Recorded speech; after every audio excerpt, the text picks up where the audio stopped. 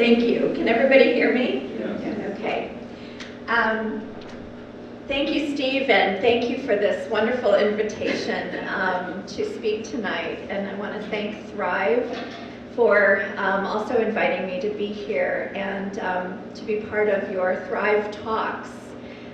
This is incredibly important work that you do, and it's really an honor to be part of your series, so thank you.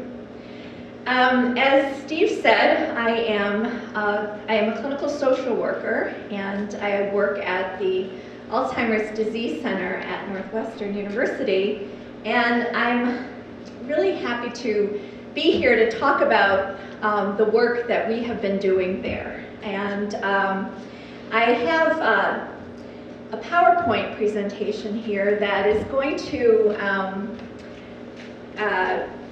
I'm going to give you kind of an overview of who are caregivers, what is dementia and how common is it, the different types of dementia, and then this whole thing with I had added in the title, Caring for Family Members Living with Dementia, Navigating the Ambiguity. I'm going to talk a bit about what is that ambiguity and what is ambiguous loss. And then also solutions for care and support.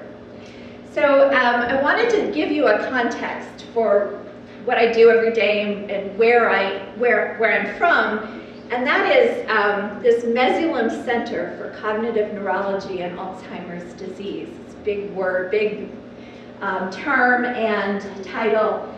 And it was recently named, we used to be the Cognitive Neurology and Alzheimer's Center, but recently named for our director, Dr. Marcel Mesulin, who was recruited from Boston in 1994 by Northwestern to establish an Alzheimer's Disease Center.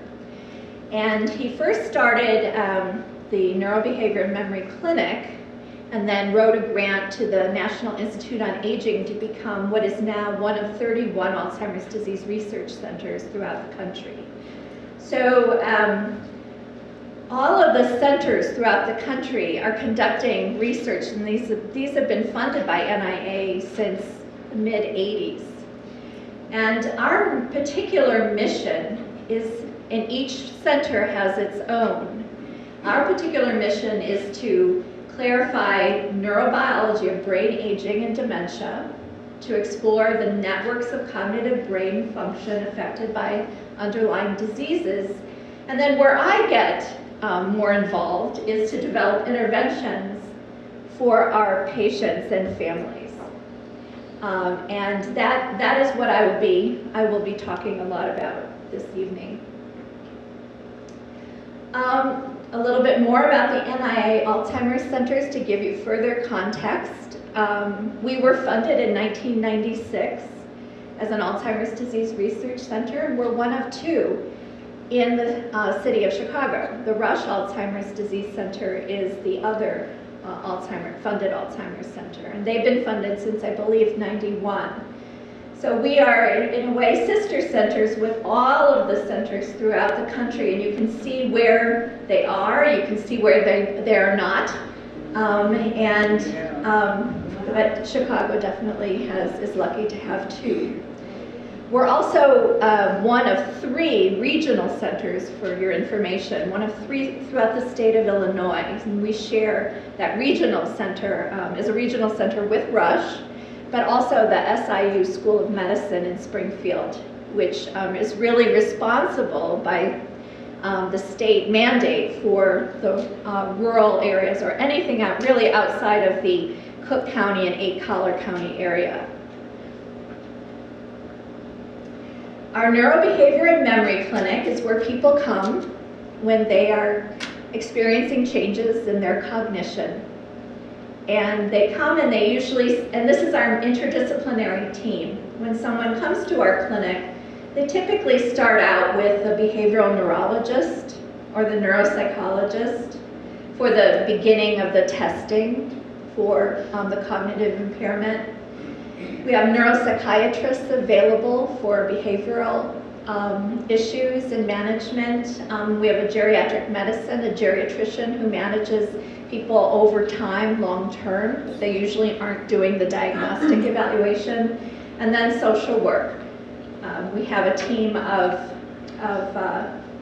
5 social workers in our neurobehavior and memory clinic. So that's the context for who we are. Who are the caregivers? So 1 in 3 are age 65 and older. Over 2/3 are married, living with a partner, or in a long-term relationship. Most caregivers live with a person with dementia in the community.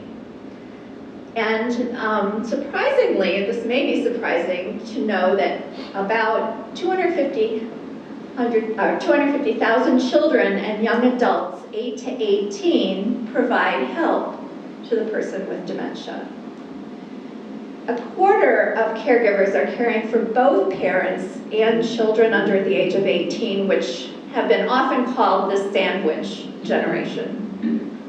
And 2/3 are women, over 1/3 are daughters, and female caregivers spend more time caring and most often live with the person with dementia. More statistics on caregiver emotional, this is from the research that's been done on caregiving over the last 30 years. We've really understood that there are enormous changes in the intimacy, and those of you in the audience who are caregivers, I'm confident experienced this firsthand, the changes in the intimacy and reciprocity in the relationship for the person that you're caring, and the feelings of grief and loss.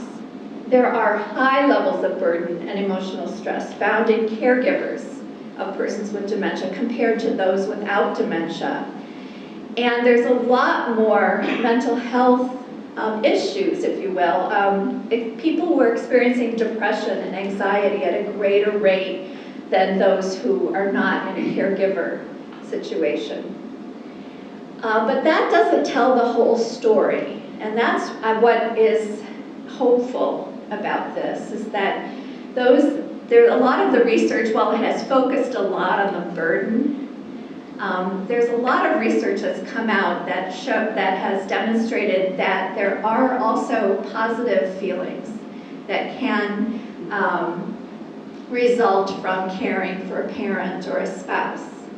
And the satisfaction of helping, the opportunity to perhaps resolve broken relationships that you never were able to do before. And that's something that is an important part of this story, if you will. Rosalind Carter, who started the Caregiver Institute, says there are only 4 kinds of people in this world: those who've been caregivers, those who are currently caregivers, those who will be caregivers, and those who will need a caregiver.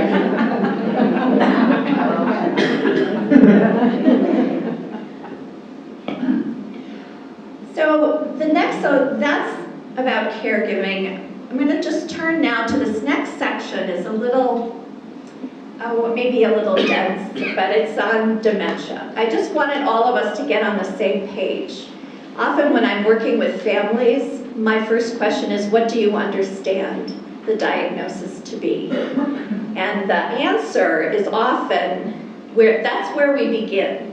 Because if they don't have a real good idea of it in their mind, they're not going to be able to figure out how they're going to cope and organize themselves as a family going forward. So dementia, and I often get the question, what's the difference between dementia and Alzheimer's disease? And it's important to remember that dementia is an umbrella term, and it basically describes the different symptoms that you see, like memory loss or language decline or visual spatial problems or behavioral issues, things that are changing and are causing that person to need more help every day. And the most common cause of a dementia, or the form of dementia, if you will, is Alzheimer's dementia, particularly in those people over the age of 65. Vascular disease is another cause for dementia. Lewy body, dementia with Lewy bodies is another form of dementia, and then frontotemporal dementia. This particular icon here is vascular and Lewy body. There's probably different clinicians and researchers would debate this. Lewy body, there's a lot of debate around whether Lewy body is really more prevalent than vascular disease. But for this talk, I think for this discussion tonight, we're going to just see that the important point here is that dementia is more than Alzheimer's disease. Now, the causes, and this is really important that we understand that dementia can be caused by, or dementia symptoms can be caused by vitamin deficiencies, medication side effects, or taking too many medications, other medical conditions like thyroid problems, B12 deficiency, that's vitamin deficiency, excessive alcohol use. Those are all things that cause changes in cognition that are potentially reversible. And so if you see someone who's in their 70s or 80s and they're having some changes in memory or changes in thinking, it's important not to just chalk it up to their age. That it could be one of those reversible conditions, and that's why it's very important to get somebody to a doctor who will take that seriously and do some investigation. And then, of course, the dementia is caused by neurodegenerative disease, such as the ones that I just showed you in the previous slide. How common is dementia? Well, worldwide, around 50 million people have it, and nearly 10 million are newly diagnosed every year, and this is according to the World Health Organization. Now, the Alzheimer's Association puts out a facts and figures every spring, and this is these are the numbers that they just came out with. They have 5.8 persons in the United States have Alzheimer's disease. And so their focus is on Alzheimer's dementia. So if you couple that with Lewy body and frontotemporal and the other dementias, you're really looking at over 6 million people in this country that have a dementia disorder. Aging is the biggest risk factor for, let's say, a dementia, but particularly Alzheimer's. And as you heard me say, Alzheimer's is the most common in those over the age of 65. But if you go to the frontotemporal dementia, that's a most common in those under the age of 65. So the differential diagnosis when you're younger, in your 60s and 50s, that's when you really need a specialist to really help you tease apart whether or not it's an Alzheimer's dementia or perhaps another type of dementia. So we'll talk about that a little bit more. Alzheimer's disease also, for reasons that we don't fully understand, in African Americans, it's twice the prevalence compared to whites, and in Latinos, 1.5. The rate is higher. And then almost 2/3 of Americans with Alzheimer's are women. And the research is ongoing to study it and to better understand these facts. Any questions so far? When you say you want to tease out if it's Alzheimer's versus something else, what is the value in knowing what the specific the dementia is? Thank you for that, because I'm going to, I was going to be talking about that, the value of that, but since you're asking the question, the value of getting a diagnosis is the difference in treatments. and the way and the frame that you and the family as a whole will put around that diagnosis. So Lewy body dementia presents differently than frontotemporal dementia. It presents differently than Alzheimer's dementia. And so the treatments, and not so much the medical treatments, but the non-medical treatments are going to be different. The symptoms are different, so you're going to be speaking and responding to that person differently. And so understanding what those differences are important. Yeah. Maybe you'll get to this later, but what are the reasons that they found that 2/3 of Americans are with Alzheimer's are women? Is part of it that we live longer, or are they finding out what's going on there? Yeah, and that is true that women tend to live longer, but they're finding that that's not telling the whole story. So for reasons we don't completely understand, and the research is ongoing on that. Yeah. So I'm going to get into what is Alzheimer's, what is Lewy body, what is frontotemporal, and so this might give you a better, somewhat of an understanding of why it's important to maybe dig into this a little bit more specifically. So Alzheimer's disease is caused by this formation of abnormal proteins called amyloid plaques and neurofibrillary tangles that accumulate inside and outside of the brain cell and cause them to die. And it usually starts in the memory center of the brain. So usually the first symptoms that you see in Alzheimer's disease are short-term memory loss and forgetting where things are, losing and misplacing things. And what the area in the brain where that happens is in the medial temporal lobe, which is in the inside of the brain. And this disease, a lot of times, the symptoms are there before the person begins to have difficulty managing their daily activities of daily living. So they can have these changes going on for quite a long time, and a lot of times people do attribute the changes to normal aging. So there's a lot of questioning. Is it normal aging, or is it something that is just, or is it the disease itself? But as the illness progresses, the person has more and more difficulty with daily tasks, and then can eventually have, as the disease progresses throughout the brain, where it starts in the memory area, it progresses to other parts of the brain, like the frontal lobe, that controls our behavior and our comportment and our ability to be socially appropriate.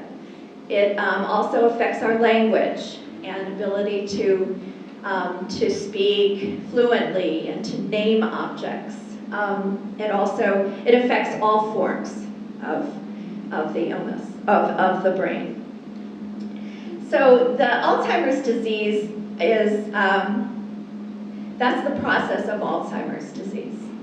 Vascular cognitive impairment is caused by vascular disease in the brain. There are two pathways. One or more large strokes is one pathway. And if you have a stroke, that means it may not necessarily be progressive, but it could cause damage to a part of the brain that is, so it depends on where in the brain the damage is. It might be causing some changes in the brain, but it may not be neurodegenerative. The second, though, type is a multiple tiny strokes, or what they call TIAs, or transient ischemic attacks. And these are often gradually progressive and can look like Alzheimer's disease. And this is probably one of the more complicated areas that we don't know as much about vascular cognitive impairment as we actually do about Alzheimer's disease. So there's a lot more to learn, but what researchers are finding is that people often have both vascular dementia or vascular disease and Alzheimer's disease together. So this is usually associated if you have a history of diabetes or high blood pressure that's not very well regulated, and Other risk factors are smoking, obesity, again, age. Then dementia with Lewy bodies presents a lot differently than Alzheimer's disease. And people with Lewy body dementia have a very fluctuating course. Whereas Alzheimer's is more gradual in progression and decline, persons with Lewy body can have very good days where it doesn't appear that anything is wrong, and just really fall into really difficult days where they're very impaired. And Parkinsonian features, it's also related to Parkinson's disease, but they can have trouble with their gait, walking. They also can have visual hallucinations, seeing things that are not there. They're usually not troubling, but it is a very common symptom of this disease. Sleep behavior disorder is another significant symptom. And they are more susceptible to delirium, and that is basically an acute confusional state. If you go to the hospital and you have a surgery and you're having some changes in your thinking, you might have very acute decline after that surgery where you're really not thinking. Your ability to, your cognition is severely impaired. And then that can improve. That's a delirium, or an acute confusional state. The people with Lewy body dementia, this goes to the question of why is it important to know what the diagnosis is? So in Lewy body dementia, people are more sensitive to antipsychotic medication. So here they are having these hallucinations, and if the physician doesn't know that those are due to this kind of dementia and starts throwing medication at them, they can be severely impaired by that. So it's usually not, it's important to recognize that in these, the hallucinations are really maybe not even worth treating. It's really a matter of helping the family know how to respond in the most helpful way. And then frontotemporal degeneration. And this is a dementia that usually starts in the 40s or in the 50s, sometimes in the 60s, and it can happen in advanced age, but it's much more rare. And this is where, instead of the first symptom being memory loss, their memories are just fine. The changes that they're experiencing are changes in behavior. So, for example, people are going into a store and picking up what they see and just putting it in their pocket. They get very disinhibited. There's a sense that that there is, anything they see, they will use. I've had patients come into my office and sit down at my desk and start to take a look at the papers that I have and start writing on them.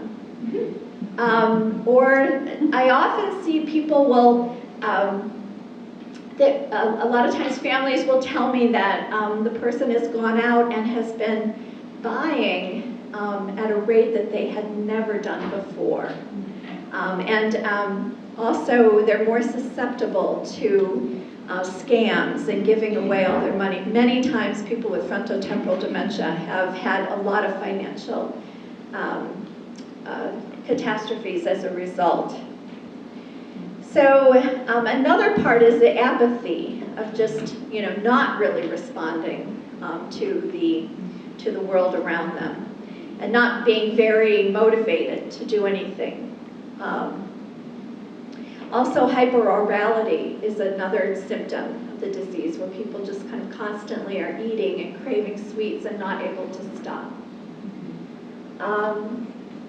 So this is a disease that's the behavioral variant of FTD, and then there's a language variant of FTD called primary progressive aphasia.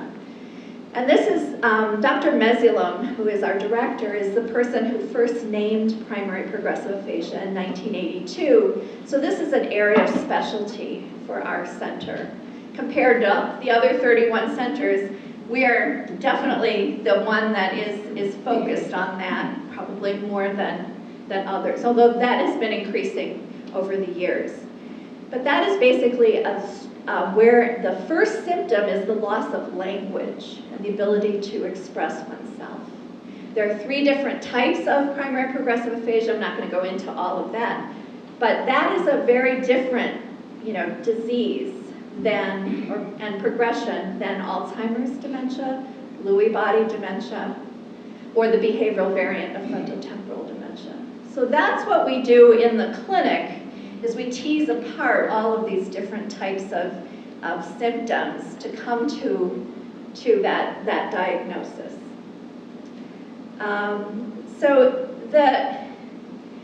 And I've learned so much from both Dr. Mesulum and Dr. Sandy Weintraub, who came with him to start the center with him at Northwestern. And she's a neuropsychologist, so I've incorporated this kind of behavioral neurology and neuropsychology into my own practice and my education with patients and families. And that is just a real simple understanding of how the brain functions, and understanding that the frontal lobe is what controls our organization, our executive function, our ability to be socially appropriate. As I was saying before, the temporal lobe is the area for language. The medial temporal lobe is the memory area. The parietal lobe is our visual spatial abilities, where they lie, and that network is about seeing and navigating our world around us. People sometimes with dementia have that as a presenting symptom, and their memories are quite fine. This has led to our describing how we work with patients and families we call it the care pathway model for dementia. So when someone comes in and they're having mainly memory changes, they're forgetting appointments, names, places, recent events, etc., that's going to be different than someone who's coming in with more of a behavioral changes, with poor judgment, social disinhibition, loss of empathy, the things that I was talking about before. Visual spatial abilities is another, and then language abilities. So those are, that helps us then help the family kind of organize around those different symptoms. And this is a slide from Dr. Sandy Weintraub. And this basically shows that the clinical symptom of behavior, let's say in the purple, is caused by that frontal lobe damage. Most typical example of the disease or of the diagnosis is a behavioral variant, frontotemporal dementia. If it's language, which is in the parasylvian area of frontotemporal lobe, it's usually a primary progressive aphasia, a progressive visual spatial dysfunction in the parietal lobe. It can be caused by a posterior cortical atrophy, which is actually just a visual variant of Alzheimer's disease. There are people who come in with, they're usually younger, who have these changes in their visual spatial abilities. And they have underlying Alzheimer pathology, but the clinical picture looks much different. Just let me know if this is getting, because it is complicated. I think if anything you're going to take home tonight is that this is a really complicated area. Dementia is complicated. It's more than Alzheimer's disease. And that's going to be one of the #1 messages that I would like to definitely convey. And then memory is the progressive amnesia in the limbic area, and it's usually due to Alzheimer's disease. So it's where, not what, in the brain. So we were talking about the what before in the Lewy body and Alzheimer's, frontotemporal, but we're also, what's important is really understanding where the damage is. And all the things that we've been talking about here is where it starts. And it's important to remember that as all of these dementias progress, they all affect the brain all the different parts of the brain, so that if you take someone to a physician in the later stages of the illness, it's going to be much harder to tease this apart. You've already been living with all of these symptoms. You don't need to tease it apart at that point, because it's almost impossible to do that clinically. What about treatments, pharmacological options? Currently, there is no cure. There are medications for Alzheimer's dementia, but there are no medications for specifically for the others. Lewy body dementia does respond well to the Alzheimer medications that have been approved. So our current focus for all the research centers has been on the prevention and early detection of dementia. And of dementia. And the work that I and my colleagues have been doing is more focused on the non-medical treatments. Because the medical treatments are so limited, we need to come up with ways of living with this disease and to focus on quality of life. So I tell my colleagues a lot that we are more than our neurocognitive profile. We're more than our symptoms. We also are embedded in our relationships. And that the way we cope with these illnesses has a lot to do with the relationships that we have in our lives and our family. So basically this model here is that you want to take the neurocognitive profile, or what we've just been talking about, and also understand the person and the family, and then that can lead to more tailored recommendations or a plan or a help to the family on how to live with this. So this is that care pathway model again, and it basically is showing the different neurocognitive profiles, but what it's also showing is the different tailored recommendations that can come with the different changes. So with memory, we're often referring to speech and occupational therapy for memory aids and compensatory strategies. For behavioral issues, we're referring to social workers and counselors to help families on how to communicate with someone who's having changes in their behavior.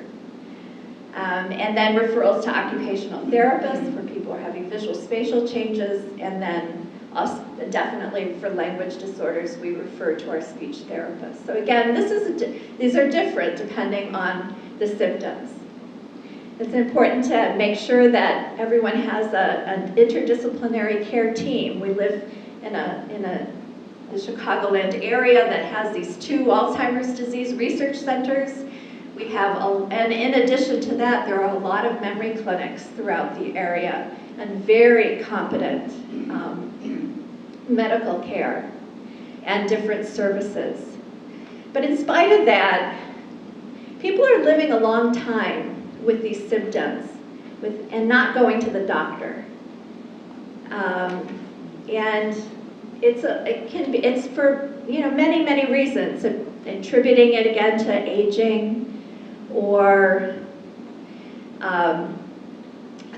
not really understanding where to go for help or what these changes mean. But many people are living with symptoms for 1 to 4 years, especially for those that are less common, like the behavioral variant FTD or the PPA. They're often attributed to psychiatric illness. And even primary care physicians can misdiagnose and send to a psychiatrist for a psychiatric treatment. Many people with BVFTD have been diagnosed with bipolar disorder because of the symptoms that are occurring. But when there's a diagnosis, it's not just given to the person with the illness, but it is affecting the entire family. And so it's important to remember that every time a diagnosis is made, it's life-changing. And dementia in and of itself, we've been talking a lot now about the physiological part, but it's more than that. It's also relational, and it affects those who care for the person, and those who care about them, and those who we live in relationships our entire lives, and they really create who we are.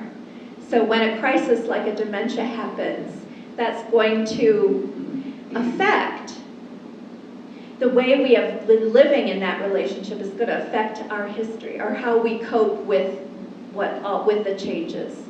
So if you were had a difficult relationship with your parent, then you may have more ambivalence about being in a caregiving role than someone who has had a different relationship, or a spouse who has been very dependent on one another may have a very difficult time extricating themselves and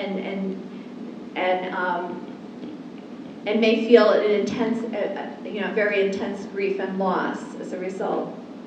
But also the family experience is unique to life cycle stage. So someone in their 50s is going to be at a very different developmental stage of life than someone in their 80s. So they could still be working, could have kids at home, they're still saving for retirement, so lots of different changes. And then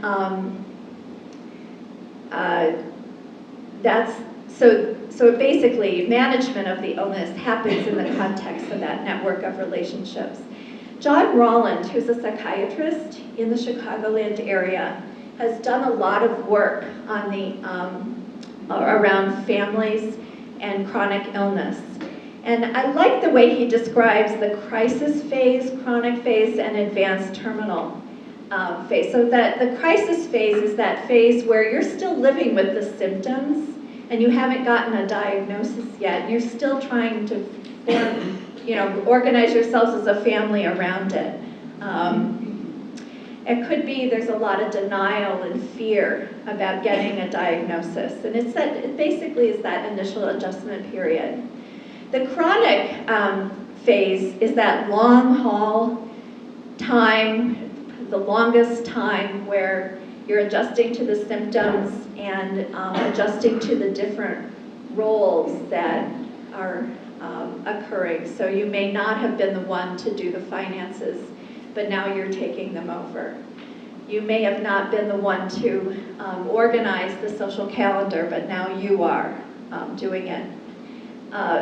The caregiver, it's really important to address the caregiver's needs.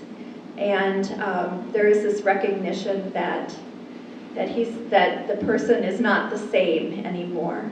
And then there's the advanced phase where they're reaching their caregiver limits, maybe having difficulty recognizing family members, and then this is the time when it's important to think about hospice and palliative care.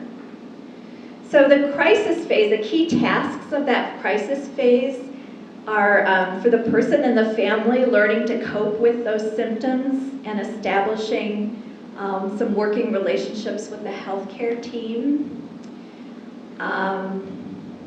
So it's also recognizing that the loss of the life that you had before as a family or as a couple is no longer. There's that increasingly, that reciprocity that was in that relationship before, that mutuality is gradually declining. And so it's important, to pull together as much as possible as a family. And the clinician, I always say that clinicians, we have probably a lot of, we have a lot of power at this stage, and the families are often expressing to me that time where they went to the physician and got the diagnosis and what that felt like. And so I think it's important that we as clinicians understand how vulnerable families are at this stage and be especially sensitive to that vulnerability and allow for their ability to develop some sense of confidence around the illness. John Rolland talks about giving the diagnosis as a framing event. So if the person never really gets any kind of diagnosis whatsoever, there really isn't a framing event on which to plan for the future. And then the chronic phase is just really coming to grips with long-term changes, taking on new roles, developing new interests. It's important for the care partner to recognize that it's important to spend time together. There's that also value in spending time apart. And there's that sense of thinking about the future and what that you will probably outlive the person that you're caring for, and what is your life going to be like after that care. And to recognize your own needs and need for respite. So clinicians are at this point helping families develop these new priorities and helping them maintain a sense of autonomy and mastery and normalizing feelings. It's normal to feel a lot of ambivalence around this. So this is the advanced terminal phase, so the losses of eyes and voice and loss of being recognized. The goal here, though, is not to disconnect, but to balance new human connections and social activities with the attachment to someone who's fading.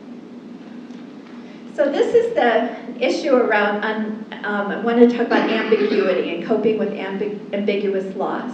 And Pauline Boss is a therapist, researcher from Minnesota who talks about this ambiguous loss as living with paradox and living with the person who's physically present but psychologically absent.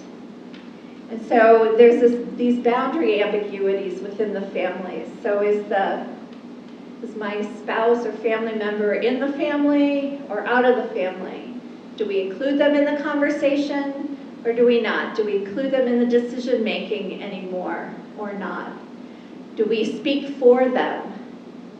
Or do we just take time and let them speak for themselves? So it's a matter of trying to figure out how to live with some of these differences in communication. So are you married or are you not married? Are you the parent or are you the daughter or the son? You love them, but they may not know who you are. And you want them to live as long as possible, but it's also quite natural to want this pain to end as well. So it's this both and that you're living with. Is how to live with this, how to learn to live with the paradox that someone we love can be both absent and present. What Dr. Boss indicates is that the more we're able to balance that ambiguity and experience that, the better we are able to perhaps cope with what's happening. I think there's a lot of wisdom in that. Yes? Is it important that our family is dealing with the fact that some want to correct my mother when she's saying something and to bring her to truth, and others want to go along with her? Is it important that we all are sharing the same strategy of either going along with her or trying to correct her back to the truth? So what you're describing is what a lot of families go through, is that some people have one way of seeing this and some have another way. And so I guess the idea here is to recognize where, going back again to the brain, where in the brain is the damage? And a lot of times people have changes in memory. They also have changes in insight, and that's the frontal lobe. So someone does not have the ability to understand that they have an impairment. And so I see families do this over and over and over again, is that they are lying to me. Yeah. I just had an email from someone just as I was leaving today. How can we deal with his lies? He's saying that his girlfriend is coming over and helping him with his medication, and it's not true. He's not. And so the family is trying to argue that it is that your girlfriend's not coming over there. You need help. You need help at home. So helping this family understand that the part of the brain that regulates insight and ability to understand what's happening is impaired. So, but all of that's one step. That's the facts, basically. But it's another thing to know intellectually what's going on and emotionally change the way you've been talking and reacting and being with this person on a daily basis. That's a whole nother. So while you may understand this as something that's a part of the disease, your sibling, they may intellectually know it, but may not be able to relationally make that shift in the way that they speak to them. And that's when places like Thrive or good therapists or support groups are really helpful to go and to listen to others who are going through this as well. And for you as a family member to try to be as compassionate as you can in understanding they're at a different place than you are. Yeah. Yeah, that's hard. That's really hard. Can I just say? Yeah. It has something to do with, how early on the onset is too. Because, some discussions I've had with people, will actually say, do you want me to correct you? Do you want me to tell you when you're, and they'll say, yes, please do. And as that progression progresses, you obviously need to realize you no longer want to correct them. You are correct. You want to just, go along and not antagonize. Right. Yeah. As I was saying to someone earlier, there's no rule book here, but there is it's important to recognize it is early, middle, late state. It's a continuum here, and you can't just kind of make a blanket statement about anything about this disease without knowing who the person is, what kind of illness they have, what symptoms they're in, what's their relationships, and what's their personality. Yeah. I think what's been most helpful for me is you're talking about this as how the impact on the caregivers, because our issue is that because we are coming at it with different strategies, we're starting to get at each other, and our relationships are diminishing. There's 5 of us, and I want to be the one that says we should all be on the same page, but I think what I'm hearing from you is just to have compassion for my siblings, knowing that they're going to come at this from a different place. They're coming at it from a different place, but you also you have to look at how is that affecting the care of your mom or dad, and that if that's affecting that in a negative way, you need to keep them safe. They need to get good care. If that's affecting them negatively, then that's a different story. Big families, or when there's lots of siblings with different ideas, that can be really, really tough. And that's where I think having a place where you can go to sit down with someone who's knowledgeable about dementia, who understands what's happening, and can get to know all of you as a family and understand what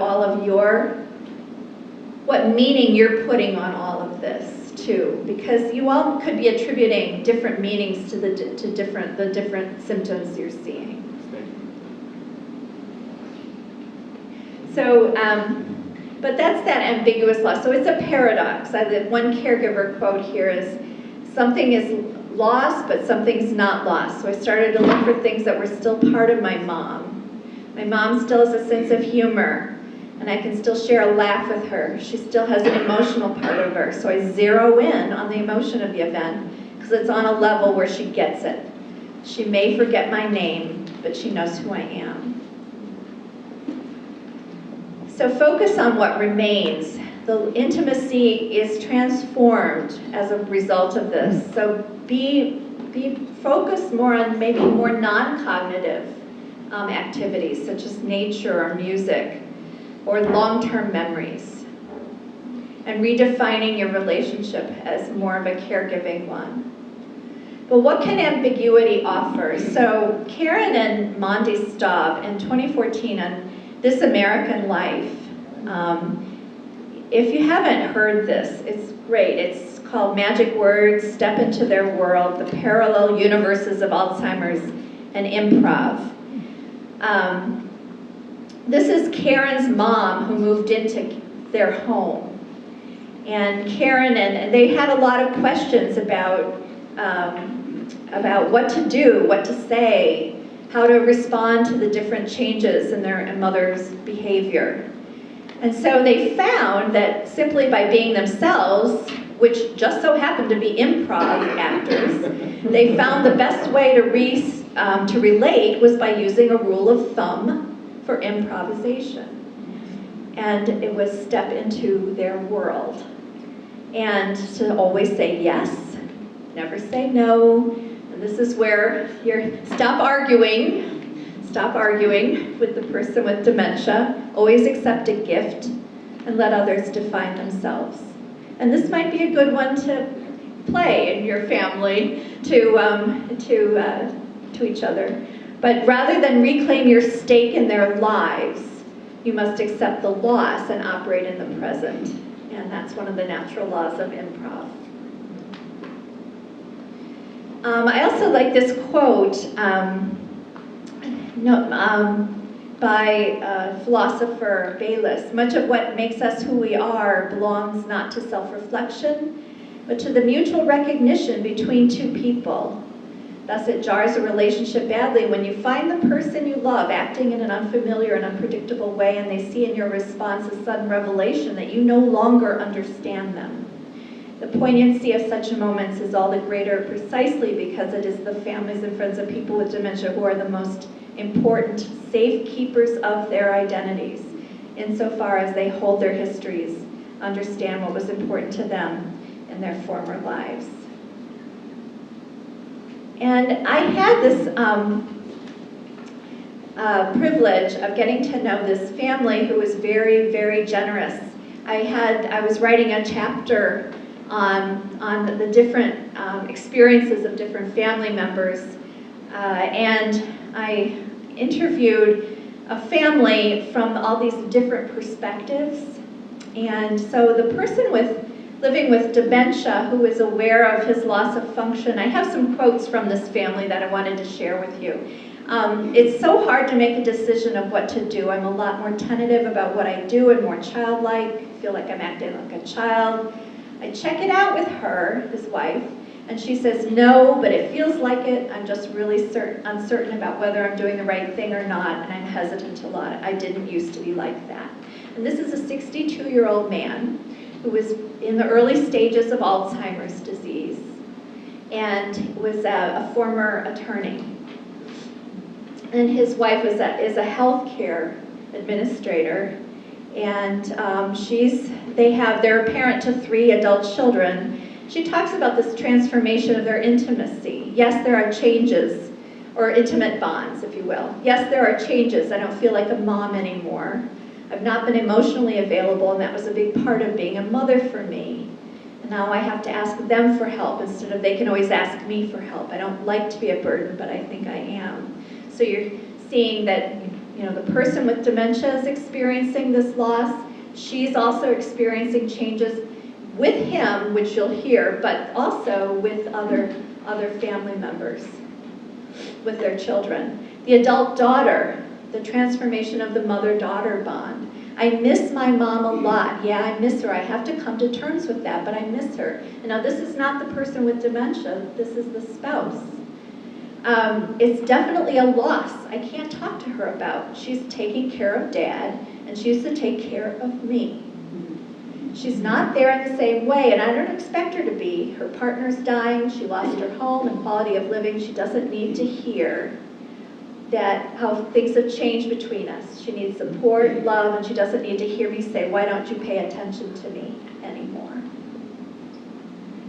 And then the spouse, revising intimacy, reaching limits in sexuality. Our relationship has changed. We were partners, we're not now. We've been through ugly stuff, but we've been good partners, and we're not, and I miss him. He feels like my child. He's also very affectionate toward me, and he never used to be. It's been a theme of our relationship. Could you be a little more affectionate? Could you tell me I look nice occasionally? It's the cruelest joke that now he's so affectionate. I spent 45 years learning how not to need that, and now he's not himself. What am I supposed to do with that? So it's this constant evaluation of the family balance, coping with ambiguous loss, holding the paradox, grieving losses. So I'm going to use this last part just to talk about what are some ways that might help. But before I do, are there any thoughts, comments, questions? Yes? At some point, could you summarize what is known about prevention as opposed to dealing with the person who is well into dementia? Prevention. Well, why don't I do that at the end? I'll save that for the end. Yeah, I think it's a good place to end on. Yeah. Okay. Yes? You talked about the stages of the disease, and I've never heard someone say someone died of Alzheimer's. But does that, I mean, as someone who's in good health, could they live indefinitely? I mean, how, if any, how does Alzheimer's contribute to your? Yeah, I think that's so important. It's basically the Alzheimer's disease. We don't have a cure for it. We don't have a way of stopping the death of the brain cells. So while it starts in the memory area, it travels around the rest of the brain. Brain controls our body. And so as someone becomes more and more frail and loses ability as a result of the brain function, they start not to be able to walk, eat, swallow, get pneumonia. And so you could say they died of pneumonia, but they died of the Alzheimer's that contributed to that process. So that's how all the dementias really progress, unfortunately. So I wanted to tell you a little bit about some of the programs that we've been developing for people with dementia and their families. And I wanted to feature a couple, the Buddy program, and then also the storytelling program is one, are two. So this, I have a video that I'd like to just show you. I had a colleague, Lauren Dowden, social worker, but also an improv actor and Second City faculty, who came and was on staff with me for a few years and developed this storytelling program. And the Today Show got wind of it, and so here it is. It's known as the long goodbye. As too many of you know, Alzheimer's is a neurodegenerative disease that robs its victims of lifetimes of memories and slowly takes from families and friends the vibrant people they've known and loved. For our Sunday closer, Jenna Bush Hager introduces us to a program that helps to save what soon will be lost. We met at Northland Mall, building a haunted house to raise money to buy Christmas presents for needy kids. In fact, we had more fun scaring the kids than caring for charity. I was attracted to Margaret's intelligence and creativity. There's such power in a love story. Mark made me feel safe and secure, and I thought he was cute too. And even more power in sharing it. That winter, I bought a ring and proposed to Margaret by candlelight on Christmas Eve. Thankfully, she accepted. That's especially true for Mark and Margaret Zoomdahl. You've been together for 25 years? Mm-hmm. We've been married for 25 years. We've known each other for 40 years or more, because we were friends from the beginning. The two are writing and performing the story of their life together. That one sentence there that we did. Because for Margaret, these beautiful memories are slowly slipping away. It feels very devastating. Margaret is one of more than 5 million Americans living with Alzheimer's disease. It's like it robs you of who you are and some of the wonderful memories that I've had. But Alzheimer's also takes a toll on partners. You don't want your relationship defined entirely by Alzheimer's, but it is difficult because you're constantly reminded. Mark and Margaret are getting help dealing with the disease, thanks to a special program at Northwestern's Cognitive Neurology and Alzheimer's Disease Center. We take them through an 8-week storytelling workshop. The goal is to focus on each other. It always reminds them why they fell in love, so it allows them to say, hey, we're more than this diagnosis. What was it like to relive all these memories from 25 years ago? It was great. The history that we have together, the story helps bring that out. Doing it as a partner, as a team, then it made it very fun. We laughed a lot, we cried a lot. We did. A lot of emotion in that. If I can say this, if it makes sense, it makes you remember your memories, because we could talk about them and enjoy them all over again and write them down. And perform them. For me, building the house was like fumbling in the dark, but Margaret seemed to picture everything perfectly in her head. What's your favorite part of this job? I love to watch them tell their story, but also see other people listen to their story and to see their reactions and see them laugh and be moved and say, oh, I didn't know. One unintended benefit of Margaret's disease is the ability to watch Chip and Joanna remodel the same house 4 times on their show Fixer Upper with its innumerable reruns and be surprised each time. The audience is full of doctors and researchers who want to go beyond pure biology to better understand the human side of Alzheimer's. I'm a clinician, I see patients, I do research, and I also really want to hear how families are being impacted by illness. We're going to be better scientists, we're going to be better clinicians, and we're going to work harder to find a cure. It's actually been a supplement to their education. And an education in love and resilience for anyone who hears these stories. After writing about your life, has it been a good one? Oh yeah. Yeah, we've been blessed. I mean, we've had a great life and a great family, and the story helped us remember that. And he's the best partner I could ever have. I wouldn't want to be married to anybody else, so. For Sunday Today, Jenna Bush Hager, Chicago. So that is the storytelling project, and Mark and Margaret they tell their story to hundreds of people. They've told their story to medical students, to social work students, to the general community, and they've really, really heightened awareness of what it's like to live with this disease as a result. The Buddy program is in its 22nd year. We pair first-year medical students with persons who live with Alzheimer's. The person with Alzheimer's or other kinds of dementia are the mentor to the medical student. It all started when a physician was diagnosed, a Northwestern physician was diagnosed with dementia in our clinic. And it was actually Dr. Mezialum who came to me and said, why don't we pair him up with a first-year medical student and he could be a mentor to him. And so we called it the Buddy program, and it's been off and running, and we've replicated it, and it's in 15 different universities throughout the country. So patients are there to teach the students, and the Medill School Journalism, one of the students did a really lovely documentary that I'd like to share with you. It's another way of living with the remaining strengths of the person with the disease. That one right there. Okay. My name is Ben Ferguson. I'm 67 years old, and my wife and I live in Chicago. She took a chunk from the top. I was a PhD psychologist. I was pretty sad when I decided it was time for me to retire. I made that decision because I had been diagnosed with Alzheimer's disease. It broke my heart. I felt terrible. The doctor told me over the phone that Ben had some kind of dementia. I don't remember that. Oh, you don't? No. Well, I remember it enough for both of us. It's really terror that hits you. I spent a lot of time in the shower because I could cry in the shower and he wouldn't hear me. We quickly realized that we were not going to get the best help and care living out in the country in Texas. Should I eat it now? Yes. Okay.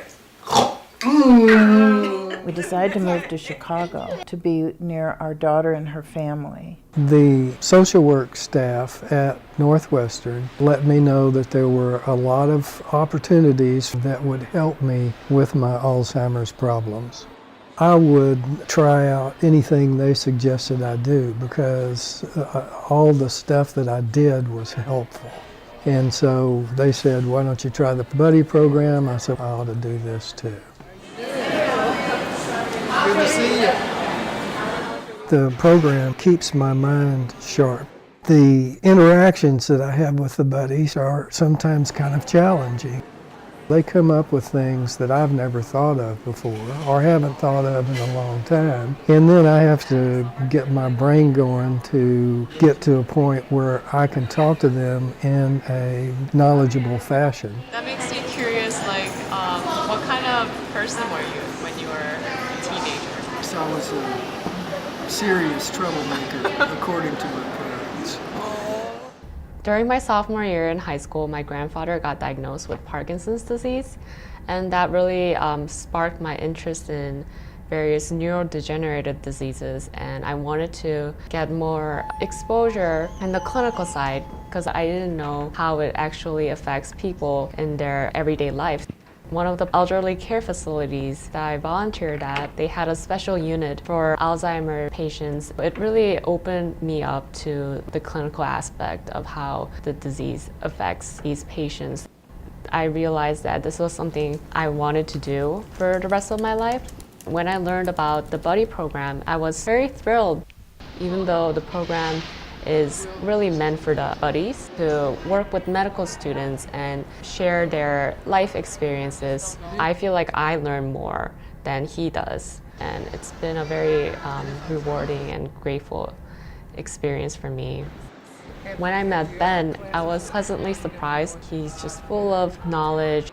We talk about various topics from our hobbies to very deep subjects like how he thinks his disease is going to play out in his life. I think anything that challenges Ben to interact with a person he doesn't know, anything that keeps Ben interested in what's going on around him, I think it's just great. And I think Ben helps them. Ultimately, through the buddy program, I am learning how to be more sensitive in the way I communicate and interact with patients with cognitive impairment, and it has taught me to be more humble, to be more patient, and I'm hoping that the skills that I learned from this program will enable me to be a more compassionate doctor in the future. And that is what I hope everybody in the buddy program is just like April. A Chicago Memory Cafe. Memory cafes are popping up all over. We actually have one. This is one that we started downtown at Loyola, but there's one in Oak Park River Forest, and I put this on the... Thank you. Yes, you're welcome. I know Age Options has been started 21 memory cafes in suburban Cook County. And so here's your information on the Oak Park. And I understand that Andy Titleman just did the music for the last one, who's in the audience today as well. So I think this is a wonderful opportunity for both the person with dementia and their family member to enjoy time and quality time together. Good Memories Choir, Jonathan Miller and Sandy Miller, they do these encore chorales throughout the Chicagoland area. I believe there's one in Oak Park. And they started the first choir for persons with dementia and their families. And they did a debut concert at the Fourth Presbyterian Church in December, and they're right now in the middle of their rehearsals for the spring. And they're going to be performing at our annual Alzheimer Day in May.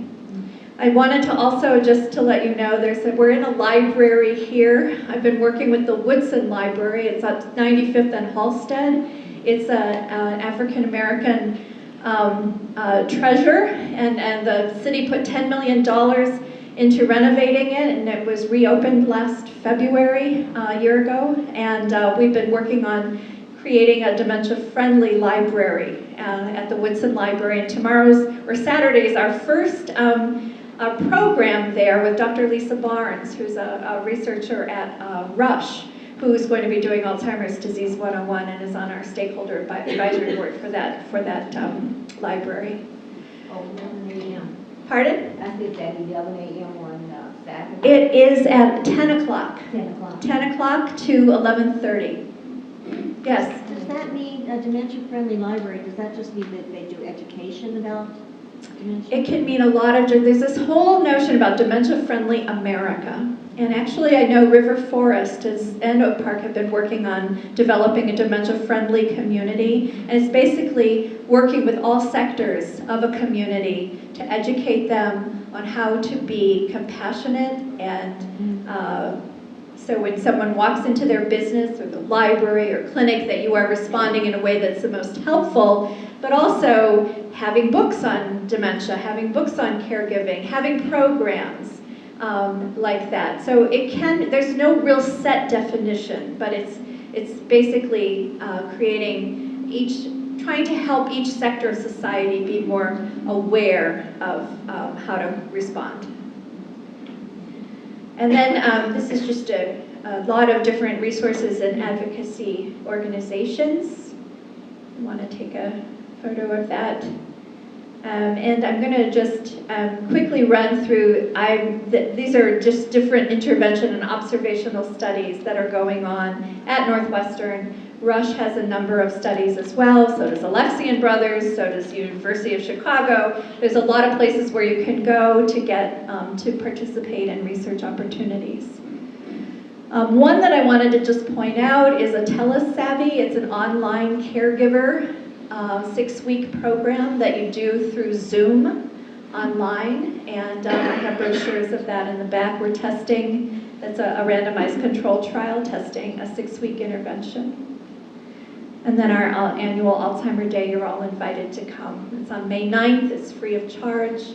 We have a keynote speaker at 11:30, Eric Ryman talking about preventing Alzheimer's disease. And then the afternoon will be a music session, music and the brain. So resilience, important to keep a hold of that hope throughout the course of caring for someone with this illness. And Pauline Boss, whom I was talking about earlier, dementia does not have to be terrifying. It's possible to hold two opposing ideas at the same time: absence, presence, sorrow, joy, anger, and hope. Paradoxically, this loss can help you know who you are. Continuing to participate in a less than perfect relationship requires courage and empathy, deepens your humanity, and this is your source of new hope. So I want to thank you for your attention, and if you have additional questions, I'd be happy to answer them. And I know that you would like me to talk about prevention, Alzheimer prevention. And what we know about Alzheimer prevention is probably the best evidence that we have for preventing Alzheimer's dementia is exercise. And so exercise and diet. There's a Mediterranean diet, but also there's a diet that the Rush Center has been studying called the MIND diet. And it's a combination of the Mediterranean and the DASH diet together. They're actually doing a study, if you're interested. So diet, exercise, social engagement, getting out, being with others, staying socially connected, extremely important. Having a purpose in life. I know there's a lot of different games and puzzles and things you can buy online, and none of that has shown to be statistically significantly effective. So go ahead and do it if you want, if it makes you feel better, and if it's not breaking the bank. I always say if it doesn't hurt you physically or financially, have at it. So, okay, that's my answer to that. You're welcome. I'm just wondering about the progression. So my sister and I are caring for her mom, And when I tell people my mom has Alzheimer's, they say, does she still know who you are? And she does. She hasn't forgotten us. She hasn't forgotten her grandkids yet. But I feel like she's pretty advanced. Like, I don't think she could have been as good as either the buddy program gentleman or the woman telling her life story. So is there something about this forgetting your closest connections that is like the final stage, or does it even ever have to happen before it's still considered a very severe case? It's what's different for everybody. And I hear people talking about it, their parents or their spouse are in the very late stages, but they still feel there's that connection there and they still know who they are. And I would say, as a family member, just hold on to that for as long as you can. And yeah, again, it's not a predictable illness in any way. So, and to show you that the buddy program and the storytelling are definitely early stages. And these programs were developed because there's so little that's available for someone newly diagnosed who no longer can work or participate in things that they used to do. It gives them, it's that both and again. It's like, well, they can't work, but they can mentor.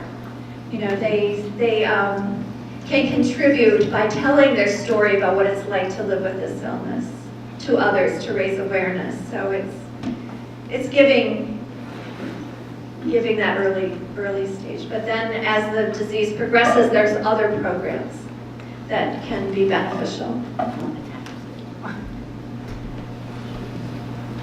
Yes? Do you know of any local support groups for caregivers and family members? Yeah, I think there is one here in Oak Park. If anybody is here that knows about that, please feel free to announce it. It's at Belmont Village on the fourth Saturday of the month, right? Belmont Village. 11. Fourth Saturday, 9 to 11. Great. And the Alzheimer's Association is a great place to go for information on where all the where all the support groups are located around the area. The Lewy Body Disease Association, there is one that I know of in the Chicagoland area that's up in the north suburbs. And we run an FTD group, caregiver group.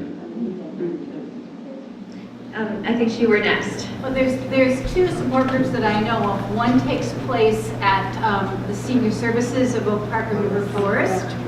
And then another, there's an early onset support group for persons with family members who have early onset Alzheimer's, and that is through the Alzheimer's Association. People can find out about it. It's the first Saturday of the month at St. Edmunds. St. Edmunds in the social hall. Great. And then someone over here had a question. No, I was going to say the one she was mentioning is on Fridays in the morning, and the second and the fourth Friday the Caregiver Services does. Great. Lots of resources. Could you repeat what she just said? What did you say again? About the one that's held by the township services. The senior services meets from 10 to 12 on the second and fourth Friday on the 105 South Oak Park Avenue. Oh, thank you.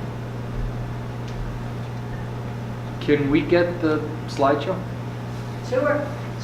Right. This is wonderful. If you Just send let it me to know. me, Give I me your, can- pardon? If you send it to me, I can post it on Oh, the website if sure. you want. Sure. Okay, great. I know, there was a lot there, so I know I'm keeping you a long time, but thank you very much.